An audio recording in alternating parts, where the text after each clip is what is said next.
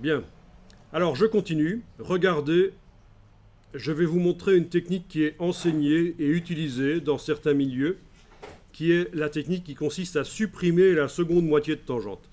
Je ne vous conseille pas cette technique. Donc, je vais le faire ici avec la plume. D'abord, j'active la flèche blanche, puis la plume. Clic. Cliquez, glissez. Je fais une grande tangente. J'enfonce la touche Alt et je clique sur le point d'ancrage. Ça supprime la deuxième moitié de tangente. Puis je peux aller faire une autre tangente là. Je clique sur le point d'ancrage, puis une autre tangente là. Puis j'ajuste avec la touche commande, voilà. Puis je clique avec la touche Alt sur le point d'ancrage. C'est toujours le principe, hein. Appuyez avec la touche Alt et cliquez sur le point d'ancrage. Ça supprime la deuxième moitié de tangente. Et donc là, finalement, chaque segment de tracé est finalement fait uniquement... la courbure dépend uniquement d'une seule tangente, on est d'accord? On n'a plus la deuxième micro-tangente qui est là. On est d'accord?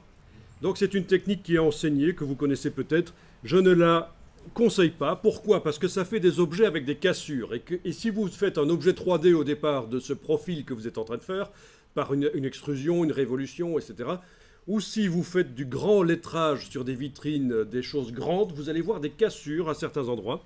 D'ailleurs, si je zoome, il est possible, voilà, vous voyez qu'il y a une cassure. Évidemment, si c'est pour un tout petit objet sur une page, ça va peut-être pas se voir, c'est discret, mais il y a une cassure parce qu'il n'y a qu'une seule moitié de tangente. Vous connaissez le principe de la tangente, hein. De chaque côté du point d'ancrage, il y a une moitié de tangente.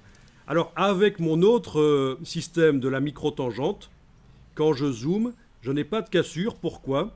Parce que de chaque côté du point d'ancrage, il y a une toute petite moitié de tangente qui assure que le segment courbe suivant soit dans le prolongement du précédent.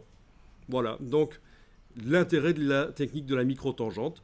C'est vrai que pour les petits objets sur une page, la technique de la suppression de la deuxième moitié de tangente pourrait passer.